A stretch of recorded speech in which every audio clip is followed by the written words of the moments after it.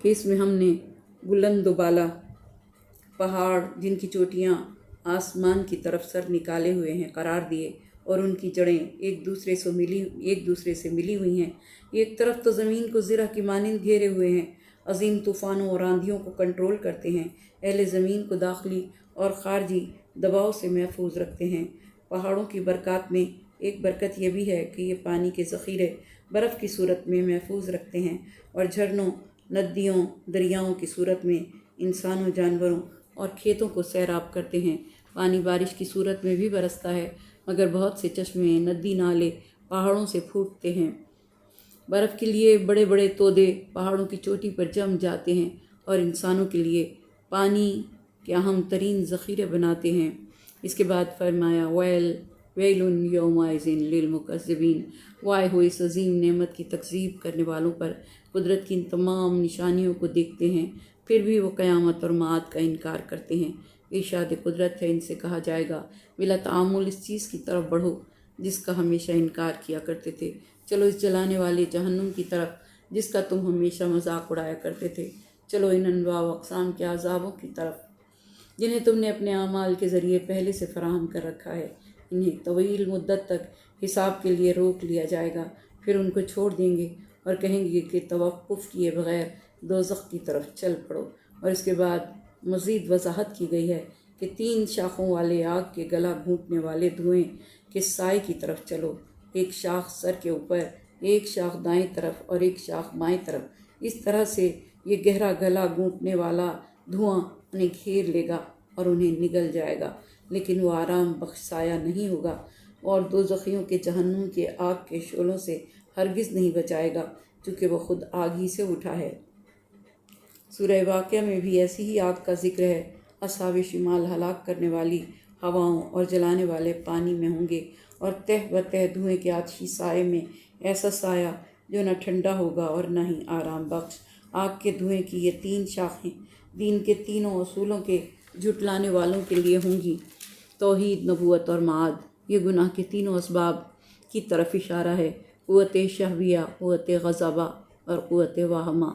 وہ تاریک دھواں شہوات کی تاریکیوں کا دھواں ہے، جس کے دھوئیں سے دل کی آنکھ اندھی ہو جاتی ہے، جب غصہ آتا ہے عقل خارج ہو جاتی ہے، اور جب خواہش نفس غلبہ کرتی ہے تو جان چندھی آ جاتی ہے۔ اس آگ کی ایک اور خصوصیت ہے، وہ اپنے اندر سے ایسے شعلے باہر پھینکتی ہے جو ایک بہت بڑے قصر کی مانند ہوتے ہیں۔ وہ اس دنیا کی آگ کے شعلوں کی طرح نہیں ہوتے۔ محل قصر کی تشبیہ ایک پرمعنی تشبیہ ہے، کیونکہ یہ ستم گروں کے قصر اور محلات ہیں جو جلانے والے شعلے اور شرر بار آگ کا سبب بنتے ہیں۔ بعد والی آیت میں اس جلانے والی آگ کے شعلوں اور چنگاریوں کی ایک دوسری صورت کو بھی بیان کیا گیا ہے کہ وہ زرد رنگ کے اونٹوں کے مانند ہیں۔ ان شعلوں کو حجم کے لحاظ سے اگر ایک بہت بڑے قصر سے تشبیہ دی گئی ہے، اور کثرت رنگ، سرعت، حرکت، ہر طرف پراگندہ اور بکھر جانے کے لحاظ سے زرد رنگ کے اونٹوں سے تشبیہ دی گئی ہے جو ہر طرف رواں دواں ہیں۔ جہاں شعلے اس قسم کے ہوں تو خود وہ جلانے والی آگ کیسی ہوگی، اور اس کے ساتھ دوسرے کیسے کیسے دردناک عذاب ہوں گے۔ خدا ہم سب کو اپنی رحمت اور لطف و کرم سے اس سے محفوظ رکھے۔ پھر خدا نے تکرار کی ہے ویل یومئذ للمکذبین، وائے ہے اس دن تکذیب کرنے والوں کے لیے۔ اس کے بعد عذاب کے ایک نئے سلسلے کا ذکر ہے کہ آج ایسا دن ہے کہ وہ کوئی بات نہیں کریں گے۔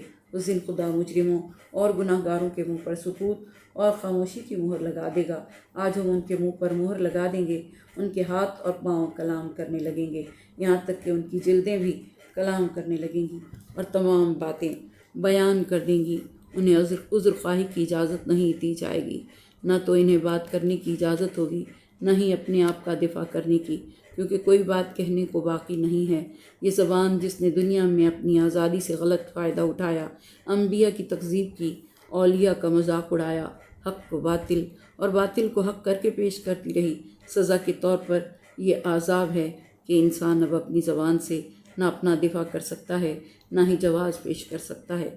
قیامت میں بہت سے مواقف ہوں گے جن میں سے بعض میں زبان بیکار ہو جائے گی اور اعضاء اور جوارح گواہی دیں گے، اور بعض دوسرے مواقف میں زبان کھل جائے گی اور وہ کچھ عذر پیش کرے گی جو انتہائی حسرت آمیز ہوں گے۔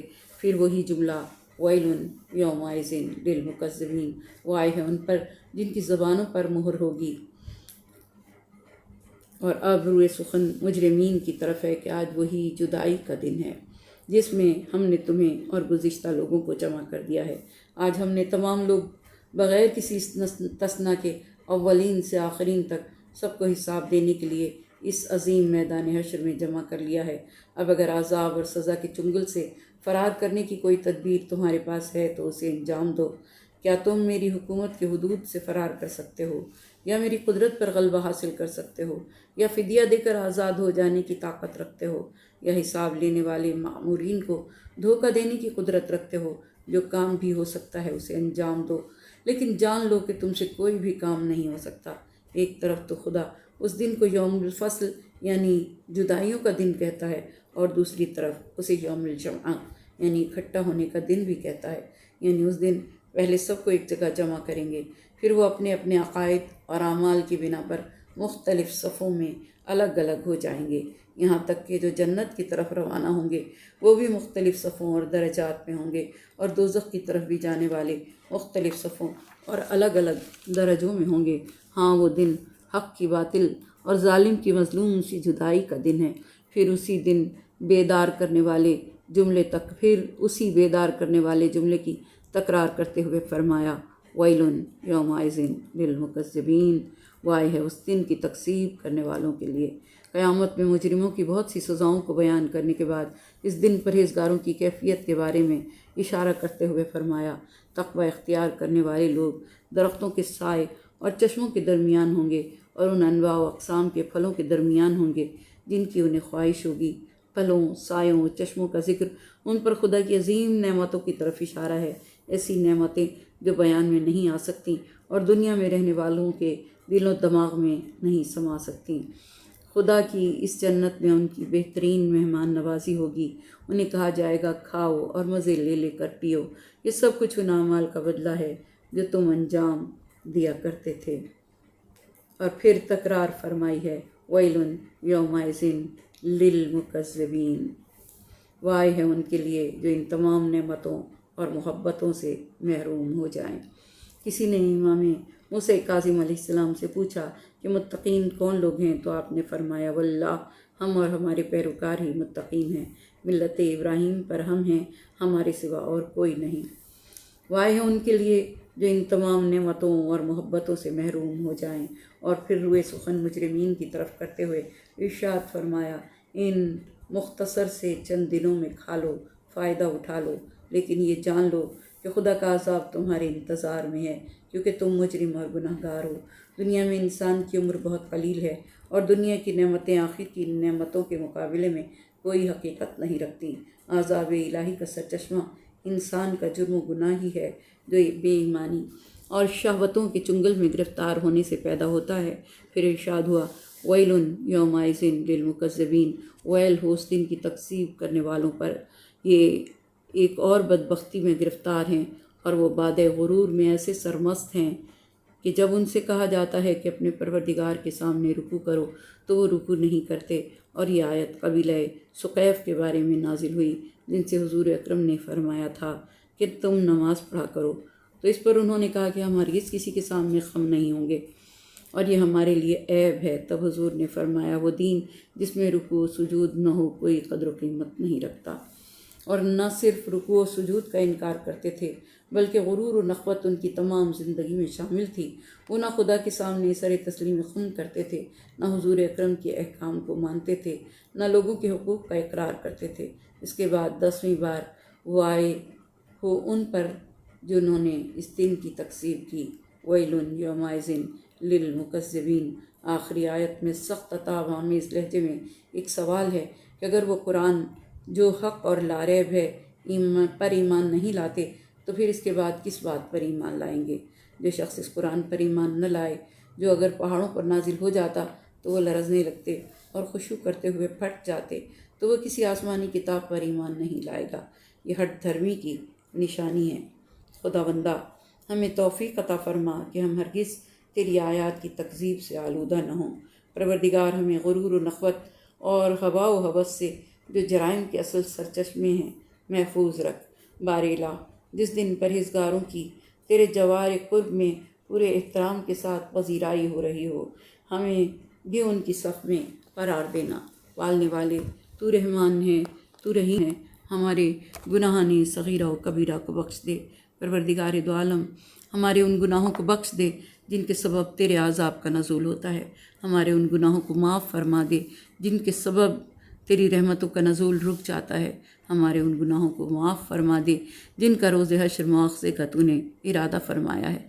پروردگار دو عالم، ہمارے مرحومین پر رحم فرما، ان کی مغفرت فرما، ان کے درجات کو بلند فرما، انہیں کروٹ کروٹ جنت نصیب فرما، اور ہم انہیں اپنے جوار معصومین میں جگہ عطا فرما۔ پروردگار دو عالم، تجھے واسطہ تیرے حبیب پاک کا جو بیمار ہیں، کل بیماروں کو شفائے کاملہ، شفائے عاجلہ عطا فرما۔ جو اسپتالوں میں ہیں انہیں صحت کاملہ عطا فرما۔ پروردگارہ، جو بے اولاد ہیں ان کی گودیوں کو اولاد کی نعمت سے سرفراز فرما۔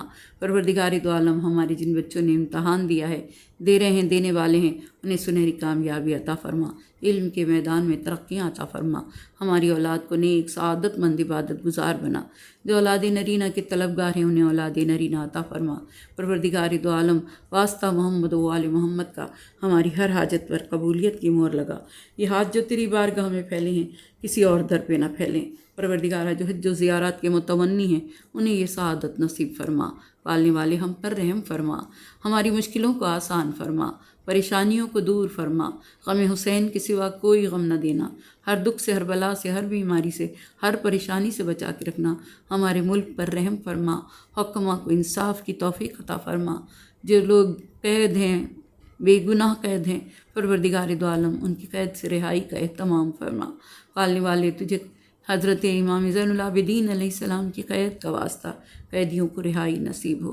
پالنے والے، جو مشکل میں ہیں ان کی مشکلیں آسان ہوں، اور پروردگارہ ہمارے امام کے ظہور میں تعجیل ہو، ہمارے امام کے ظہور میں تعجیل ہو، ہمارے امام کے ظہور میں تعجیل ہو۔ آمین یا رب العالمین۔ ربنا تقبل منا انک انت السمیع العلیم۔